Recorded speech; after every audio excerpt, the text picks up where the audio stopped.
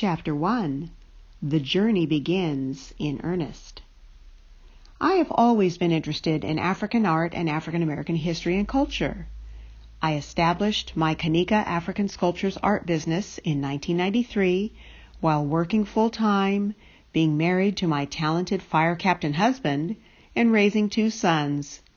Creating a gregarious alter ego for myself, the artist called Kanika, allowed me to pop out of my introverted shell. As Kanika, I use clay, African fabric, glass, stone, and welded recycled metal to create Afrocentric indoor-outdoor sculptures. Wouldn't it be fabulous to find out through this research that my ancestors were artists, potters, or metalworkers like me? But I'm getting ahead of myself. On May 23, 2012, at 55 years of age, it was time to welcome the 3rd stage of my life with open arms and a willing heart. Blessed retirement. I was finally living the American dream. After so many fulfilling years with the California Highway Patrol, I was ready to get serious about documenting our family history. At the top of my list was to give a saliva sample for my first DNA test with Ancestry DNA. It took almost 8 of the longest weeks of my life waiting for the results, almost as unnerving as waiting for Santa Claus to come down the chimney with my presents. When I opened the email containing my genetic DNA verdict, I gasped.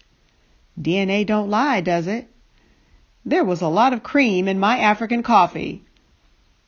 It was then that I had to face the fact that maybe I am mixed after all. For the first time in my life, I wanted to find out not only the African component of our ethnic equation, but also the white people who gave my family this cafe au lait skin tone. More is in Part 4, with details of our DNA results. Even though I had stepped up my genealogy activities since retiring in 2012, I had found little more than my Aunt Lavada had discovered decades ago. Do you want to know something terribly embarrassing? Truthfully, I had largely been unsuccessful because of my stubborn resistance to following recommended research protocols. I hope you will learn from my mistakes and avoid these misguided steps. First, all these years I usually did not print out the documents I found because I wanted to save paper. Most of my findings are carefully arranged in folders by family inside my laptop computer. The experts stress the importance of printing out documents and organizing them in binders or folders that can be reviewed side by side to better visualize familial relationships. Plus, if your computer crashes, you won't lose all your research. Number 2. Although many genealogists maintain that FamilySearch.org contains better sources of data for African American research, I have almost exclusively utilized the user-friendly Ancestry.com since 2006 to access vital records, census documents, my online family tree, and DNA results. Well, after all, I was paying an annual subscription for Ancestry.com. Why shouldn't I use it? Number 3. Every genealogy class I attended indicated the importance of reviewing every column in the U.S. Census to obtain valuable contextual information about our relatives' lives and that of their neighbors.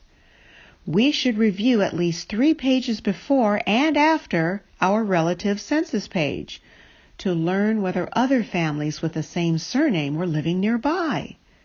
Those could be family members or former slave masters. I did not follow that advice either, instead, mainly only reviewing the gender and ethnicity of people with the same surname as mine. Number 4.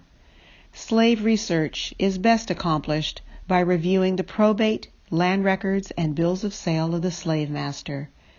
None of my family knew who the slave master was, and I had no idea how to figure out that critical information, so I never learned how to access those extremely important records until starting this book. I repeated the same mistakes for years, getting nowhere in the search for my enslaved ancestors. I needed to turn over a new leaf and find other solutions, such as the ones recommended by the experts and presented in this book.